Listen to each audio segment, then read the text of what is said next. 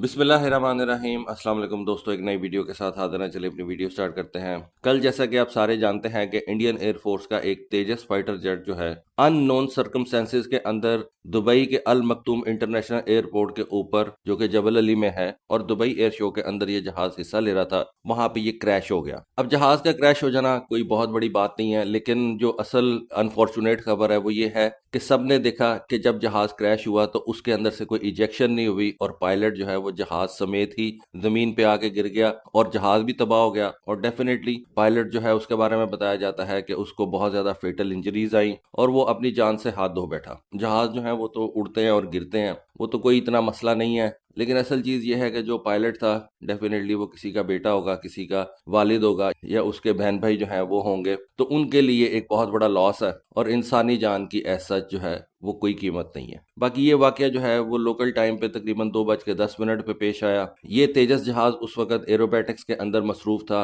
और लोग जो है वो इसको देख रहे थे, फुटेजेस बना रहे थे और इस वजह से इसकी लाइव फुटेज जो है वो भी सबके सामने आ गई जब ये क्रैश किया। इससे पहले भी एयर शोज में जितने भी ये हादसात होते हैं उनको वीडियो के ऊपर जो है वो सेव कर लिया जाता है। आप कह सकते हैं कि उसकी बेसिकली वीडियो बन जाती है। तो इसी हादसे में भी यही हुआ, बहुत से लोग इसकी वीडियोस बना रहे थे, मुख्तलिफ एंगल से जो है वो इस जहाज की वीडियोस बन रही थी। और मुझे यही लगता है कि जहाज में कोई ऐसा मेल फंक्शन तो मुझे नजर नहीं आया, लेकिन मुझे लगता है कि पायलट जो है वो गलत एल्टीट्यूड के ऊपर गलत मैनूवर कर गया। डेफिनेटली बताया जाता है कि वो बड़ा एक ट्रेंड पायलट था और एक टेस्ट पायलट था। और मैं आपको कई दफा बता चुका हूं कि दुनिया में जो बेस्ट पायलट समझे जाते हैं वो ये टेस्ट पायलट होते हैं। अमेरिका के अंदर कहा जाता है कि अमेरिकन नेवी के जो पायलट्स हैं, जो ये F-18 वगैरह उड़ाते हैं, वो अपने आप को अमेरिकन एयरफोर्स के पायलट से बेहतर समझते हैं। उनका आर्गुमेंट ये होता है कि जी हम अपने जहाज को एक शॉर्ट रनवे से फ्लाई करवाते हैं और उसी शॉर्ट लैंडिंग स्ट्रिप के ऊपर जो है अपना जहाज लाके उतारते हैं। इस वजह से हम एयरफोर्स के पायलट से ज्यादा बेहतर हैं। लेकिन एक और किस्म का भी पायलट होता है और वो होता है टेस्ट पायलट, जो एक नए जहाज को डिफाइन करता है। अब मैं आपको एक मिसाल दे देता हूं कि ये टेस्ट पायलट क्यों बेस्ट होते हैं, इवन नेवल एविएटर से भी ज्यादा बेहतर होते हैं। उसकी रीजन, इस तेजस जहाज ही की मिसाल ले लें। तेजस जहाज को बनाया किसने?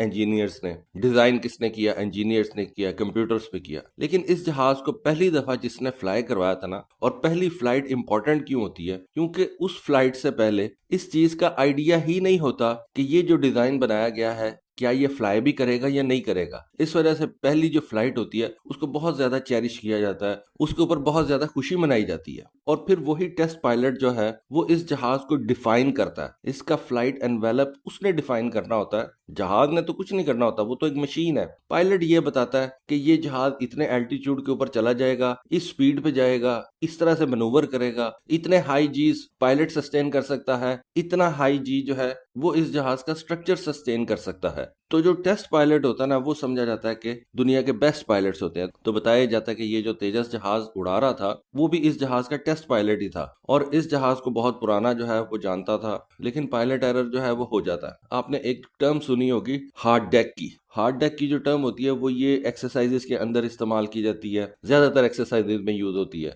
जब ये पायलट्स ट्रेनिंग कर रहे होते हैं तो उस वक्त ये एक एल्टीट्यूड जो है उसको हार्ड डेक बोल देते हैं। ये नहीं कि उसका मतलब ये होता है कि आपने ट्रेनिंग के दौरान, एक्सरसाइज के दौरान इस एल्टीट्यूड से नीचे नहीं आना। देखें, एक्सरसाइज का मकसद ही ये होता है कि अपने और अपने से जो छोटे पायलट्स हैं उनको ट्रेन किया जाए। एक्सरसाइज के अंदर आपने एक दूसरे को शॉट डाउन नहीं करना होता। शॉट डाउन आप कॉम्बैट के अंदर अपने एडवर्सरी को करते हैं, ट्रेनिंग आप अपने लोगों के साथ कर रहे होते हैं। तो इस वजह से आप सेफ्टी को मद्देनजर रखते हुए एक हार्ड डेक जो है वो क्रिएट कर देते हैं कि कोई भी पायलट, डेफिनेटली ट्रेनिंग के अंदर दो या दो से ज्यादा पायलट इन्वॉल्व होते हैं, तो जितने भी पायलट्स उस ट्रेनिंग या एक्सरसाइज में हिस्सा ले रहे हैं वो सपोज 20,000 फुट की बुलंदी से नीचे नहीं जाएंगे, ठीक है। लेकिन ये जो एयर शोज होते हैं ये आप इतनी ज्यादा बुलंदी पे जाके, तो वहां पे एक डिसिप्लिन जो है वो भी मेंटेन किया जाता है अपनी सेफ्टी को मद्देनजर रखते हुए। हार्ड डेक जो है वो पहले से ही इन्फॉर्म कर दिया जाता है सारे पायलट्स को। लेकिन ये जो एयर शोज होते हैं ना, यहाँ पे आपको लो लेवल की फ्लाइंग जो है वो करनी पड़ती है क्योंकि लोग देख रहे होते हैं। और मेरा ख्याल है कि ये जो पायलट का लास्ट मैनूवर था ना, ये उसको ले दे गया। गलत एल्टीट्यूड के ऊपर उसने ये मैनूवर कर दिया और जब उसने एंड पे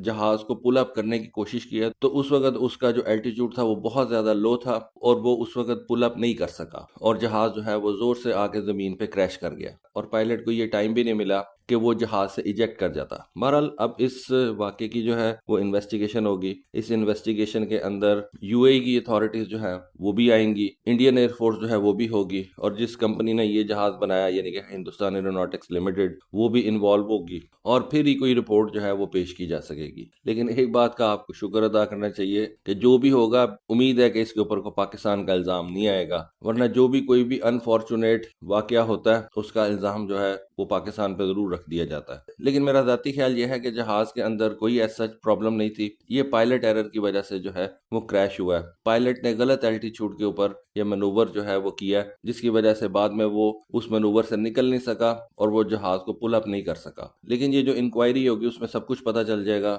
इस जहाज का फ्लाइट डाटा जो है वो देखा जाएगा, पायलट की इनपुट्स जो है वो ली जाएंगी, एयरक्राफ्ट के सिस्टम जो है उनकी टेलीमेट्री के जरिए से जो है वो जांच की जाएगी, मैनूवरिंग पैरामीटर्स जो हैं वो देखे जाएंगे कि पायलट जो मैनूवर कर रहा था क्या उसको ये मैनूवर करना भी चाहिए था या नहीं। फिर एनवायरमेंटल फैक्टर्स जो हैं वो भी देखे जाएंगे। लेकिन मेरा ख्याल है कि एनवायरमेंटल फैक्टर्स क्या देखने हैं, ब्राइट सनी डे था, सारी दुनिया वहां पे मौजूद थी और ये वाकया हो गया, सबने इसको फिल्म किया, तो उसमें तो ऐसा मेरा नहीं ख्याल कि कोई प्रॉब्लम थी। इंडियंस के ऊपर वैसे ही पिछले दिनों काफी ज्यादा तनकीद हो रही थी कि इस जहाज की कोई ऑयल लीक जो है वो हो गई, लेकिन इंडियन गवर्नमेंट की तरफ से उनके प्रेस इंफॉर्मेशन ब्यूरो ने एक स्टेटमेंट जो है वो रिलीज की। उन्होंने कहा ये कोई ऑयल नहीं है, बल्कि ये जहाज का जो एनवायरमेंटल कंट्रोल सिस्टम है और जो उसका ऑनबोर्ड ऑक्सीजन जनरेटिंग सिस्टम है, वहां से कंडेंस्ड वाटर जो है वो ड्रेन हो रहा है जो नीचे खड़ा हो गया। और ये एक रूटीन का प्रोसीजर होता है, खासतौर पर उन एरियाज में जहाँ पे हॉट और ह्यूमिड एनवायरनमेंट होता है। लेकिन मेरा ख्याल है कि आजकल दुबई का जो एनवायरनमेंट है वो बहुत ज्यादा हार्श भी नहीं होगा, और ज्यादा से ज्यादा टेम्परेचर जो है वो मेरे ख्याल से 32-33 डिग्री तक जाता है। इन दिनों की बात कर रहा हूँ। वैसे तो ये एक रेतला इलाका है,